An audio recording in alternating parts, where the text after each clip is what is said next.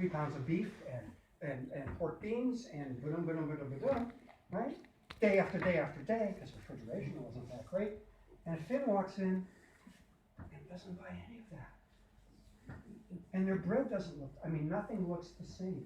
And in spite of that, they were okay. It was the dishonorable act that they had performed as strikebreakers, not once, but twice, that put them on the alert to want to set the record straight. And that's why I feel that that action is so forward carrying in KPM. You know, that it wasn't just my father learned this, my grandfather learned this. It was 200 Finns that sat down that first night and said, teach us English in the winter. So you had a combination of those, the cores typically being closed, right? And the old gray-haired men from far across the sea. Imagine all of us sitting on planet Earth. Yes, Martin. Do you want to add to this from your knowledge about the Rockport Granite Company absorbing all the other granite companies on Sure. Cape Ann, making this a monolithic industry that this same group is facing? Yeah, so Martin's point is a good one, which is, I picked 1864 as a moment where the sugar daddies came to be. Right? Where they said, you are peasants in a third world country that we don't even care about. We just want the goods. Right? And the Cape Ann Granite Company comes into existence with its own flavor, rivals. Ma and Pa keep going. And by 1890, the Rockport Granite Company says, shareholders, we can't make money from paving stones. Everybody else is making a paving stone, and there are so many. We think we should buy up all the companies on Cape Ann, put them out of business. We'll cut our costs down, and we'll just be able to do things more effectively. And at that moment, the Cape Ann Granite Company's gone into bankruptcy.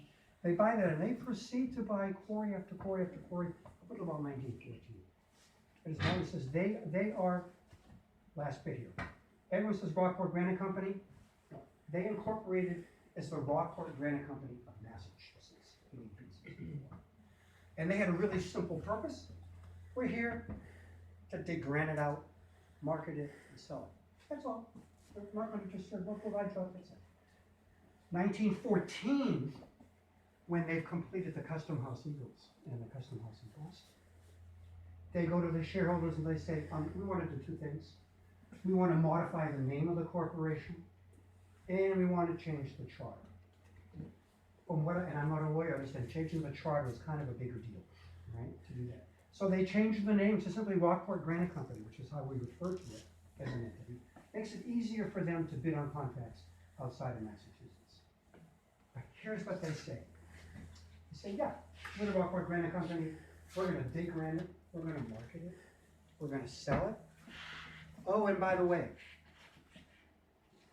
we reserve the right to make our wharves and piers for all of our quarries as big as we feel we need to, so that more ships can come in. Saying that, we reserve the right to make the roads bigger. We have the right to put in any communications that we need.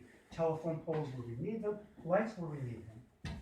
And if you don't like it, well, we are the kids on the block. We know how to deal with the federal government. We know how to deal with lawsuits. After all, we employ your sons and your fathers. We are the kids on the block. There could be no mistake about that. That's pretty strong words. I'm adding a little bit at the end there. Fortunately, because tourism was so big on Cape Ann, that didn't go too far. You know, in 1914 at Bayview, the people up at the Ames Estate brought a suit saying, all that dust and granite in Bayview, it ruins our summer experience. It's too loud. Literally, this is a major court case. It still exists as a landmark when you're dealing with, you got a business that's taking economic benefit out of an asset, a resource. How do you stop them from making a living? So what the Rockport Granite Company does, about this high, they build it's called a spike fence. They put basically a 9-foot wooden fence around the shed to stop all the noise and all that. What really stopped the Granite Company was the summer tourists, because they ultimately, as a group, made the Granite Company slow down until Labor Day when they all went away.